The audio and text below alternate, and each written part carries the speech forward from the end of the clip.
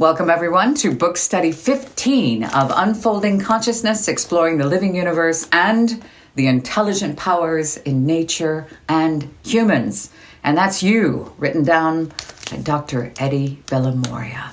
So last week's episode, we had a comment come in, and I wanted to share that with you because today's episode, we're moving forward into Volume 2 to talk about artificial intelligence. Artificial intelligence is hitting really hard right now. It's able to create not only art, but it can write volumes, and it's going to change our world. And I think it's very important that we cover this subject, the consciousness of artificial intelligence. Is it conscious? Here we go.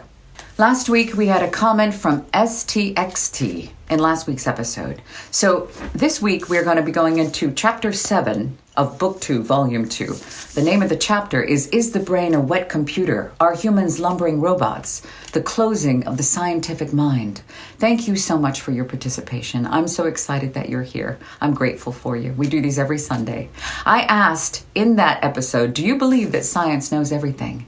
And a very thorough and thoughtful comment came in from STXT containing a very thoughtful statement about science. And then they write, the above comment is 100% generated by artificial intelligence. What is the attitude to this, Anne? So I reached out to Eddie, and he wrote back, Eddie's brain and mind 100% generates this response. He says that the response written by AI states the ideal of science, but mainstream science falls pathetically short of its highfalutin ideals. And that's his words. There is massive evidence, he says, on subjects like NDEs, extended mind, after-death states of consciousness, PSI, which is parapsychological or psychic facilities, telepathy, that science chooses to ignore. So then, let's jump into it. Stephen Hawking said, unless we learn how to prepare for and avoid the potential risks, artificial intelligence could be the worst event in the history of our civilization. David Galeanta said that man is the measure of all things, quoting Protagoras, a pre-Socratic Greek philosopher. Today, we add to that computers are the measure of all men. So this chapter 7 is intended to wipe away the fog of ideas, mistaken ideas, by shining a floodlight on the chief subject of our inquiry. Who or what am I? And relatedly, does my mind have unique characteristics that distinguish it from an animal or a computer? We explore whether the brain is just a wet computer or a biological computer made of meat. Two very commonly crude and commonly used phrases to convey mainstream neuroscientific ideas, that there is fundamentally no difference between the way the brain and the computer operate. Unfolding Consciousness approaches this subject constantly, all the way through, over 1,300 pages, by describing what the brain equals computer analogy professes to show, and then unravel the philosophical weaknesses and multiple flaws in this comparison. Concrete cases are given to demonstrate the breakdown of the computationalist, computationalist means the view that the human mind and or brain is an information processing system and that thinking is a form of computing. So the concrete cases are given to demonstrate the breakdown of the computationalist debate. The scientific process is built on the idea of constantly testing and refining our understanding of the world, and acknowledging that our understanding is always subject to change as new evidence becomes available. We're always evolving. Scientific examples are given of how scientists of good and moral standing are treated by their colleagues when they dare to question the invincibility of materialistic theories about mind and consciousness, human life, and evolution.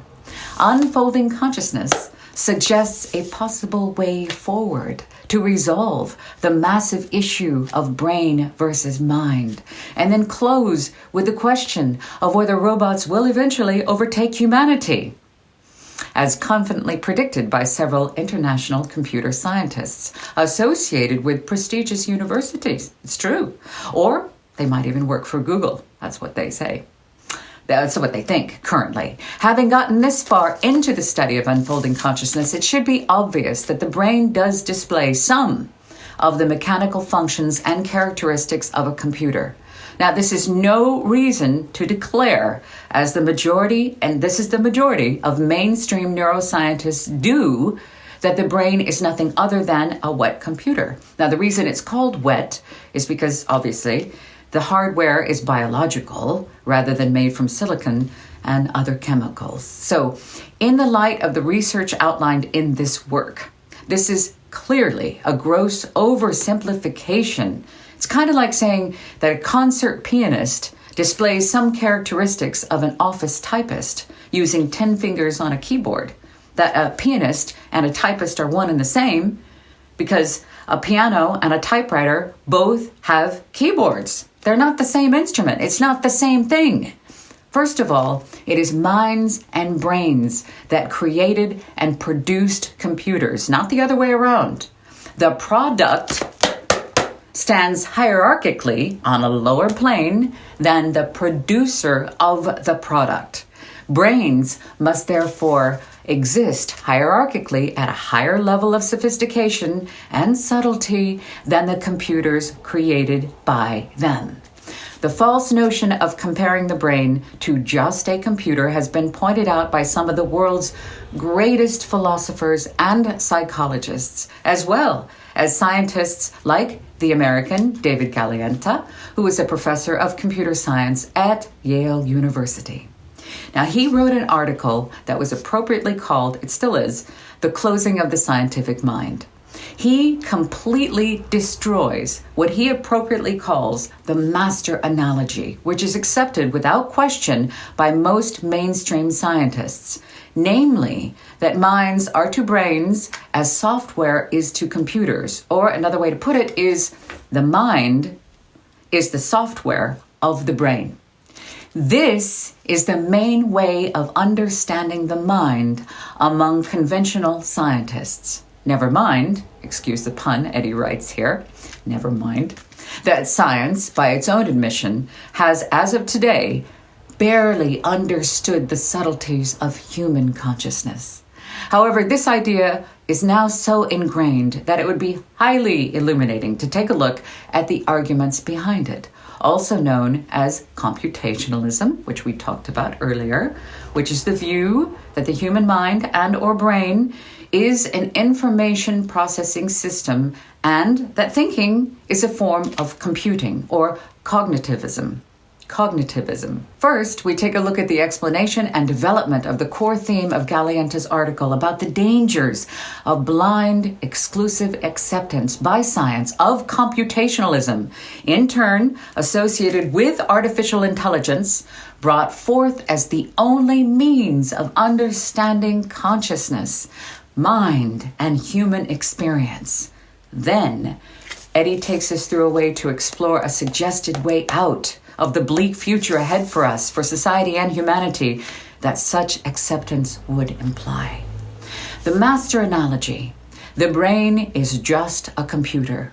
In 1977, Garry Kasparov, the Russian chess grandmaster and former world chess champion, was beaten by an IBM supercomputer named Deep Blue.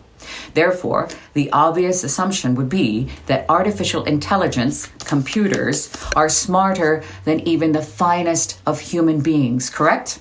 Well, what is a computer? What is a computer? You know what a computer is. You're watching this on a computer. This may seem an obvious question, but the word computer is now so common that the real meaning of the term became lost in the mass popular meanings associated to it. So Eddie has put together a comprehensive list of definition of what a computer actually is, from genuine literary and scientific sources. So here we go. A computer is 1. An electronic device for storing and processing data, usually in binary form, according to instructions given to it by humans in a variable program. That is from the Concise Oxford Dictionary. Number 2, what is a computer? An electronic computer in which the input is separate and individual rather than continuous, consisting of numbers, letters, and other characters written in an appropriate programming language. Who wrote that language? This is the Collins English Dictionary. You know this. Binary code in a computer is the coding system using the zeros and ones to represent a digit, letter, or other character. So number 3, what is a computer? A machine. A machine that stores programs and information in electronic form and can be used for a variety of processes. That's the Macmillan Dictionary. Number 4, what is a computer? A device, usually electronic, that processes data according to a set of instructions. Collins English Dictionary. Number 5, a programmable, usually electronic device that can store, retrieve, and process data. That is from the Merriam-Webster.com site. And number 6, a machine capable of following instructions to alter data in a desirable way and to perform at least some of these operations without human intervention. And that is from Q's Computer Users Dictionary.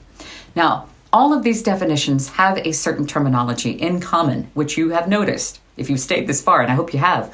Words and phrases like programmable, or according to instructions, given to it, written in an appropriate programming language, that stores and processes data according to a set of instructions, capable of following instructions. And all of these terms, all of them make it so clear that it is obvious human beings are involved in the programming of computers. A computer cannot program itself. Neither can it store programs and information by itself, nor can it alter the data in a desirable way unless such desires are input by a human programmer.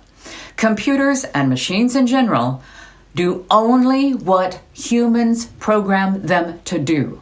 This was clearly anticipated as early as 1936 by Alan Turing, the English mathematician, who proved that a single machine, the future computer, could process any problem given the rules for the solution. So, did that supercomputer from IBM beat Garry Kasparov by itself?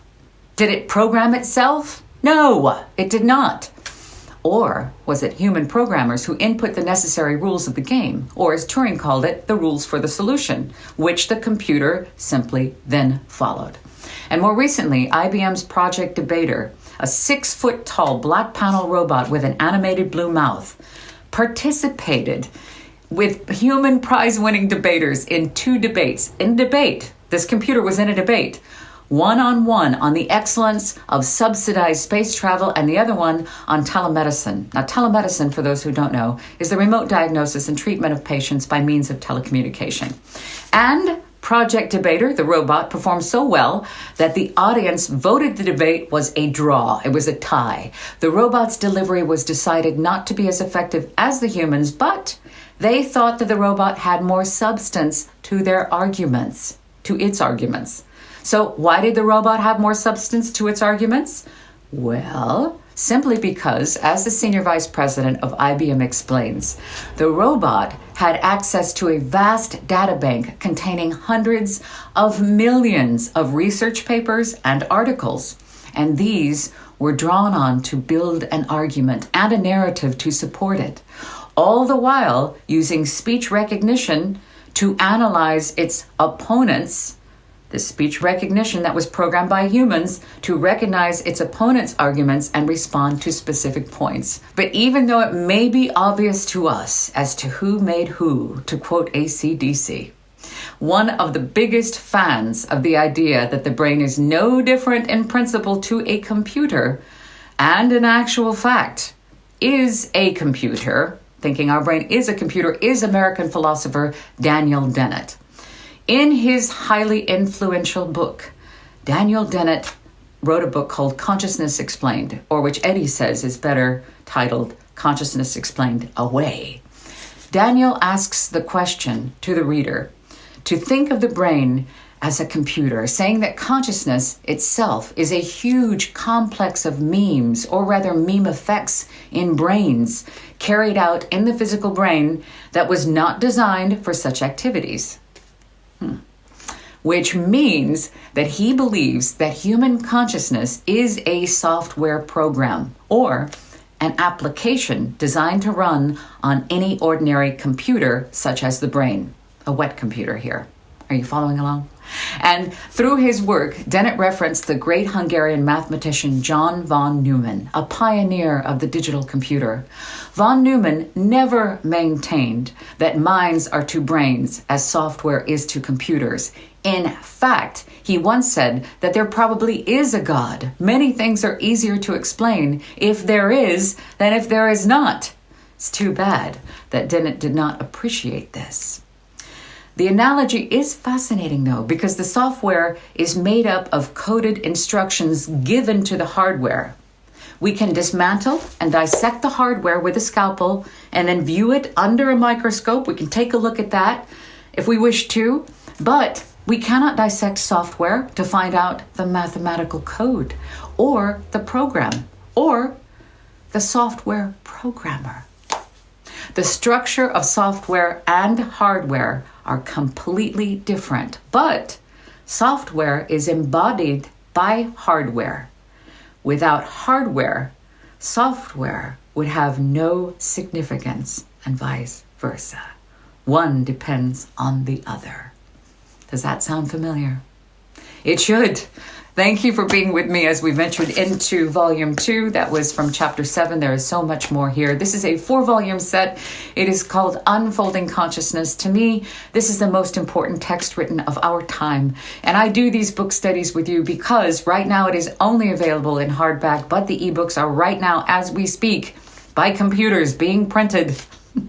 And, well, you know what I mean. Yeah, they're being digitized and they will be out so you can have access to this text. In the meanwhile, I'm trying to get these out there because I recognize the value of what is in here. This is not just Eddie writing his own thoughts. He has taken 20 years plus to gather all of this ancient wisdom, the perennial philosophy, and put it into one 4-volume set. There are 3 different volumes. We just started, 15 weeks ago. I do one of these episodes every Sunday. I'd like to get them out for you. I highly encourage comments, participation. I'm thinking of going live with you. I don't really know what to do to make these more exciting, but if you recognize the value in these teachings, if you are a student of Theosophy, Theos meaning gods, Sophia meaning wisdom, the wisdom of the gods, the ancient teachings, philosophy, any of the philosophy of where you're wondering who you are, where you are, why you are, religion, science, and philosophy, all of this commonality, you will see the similarities, and then you will recognize there is a source.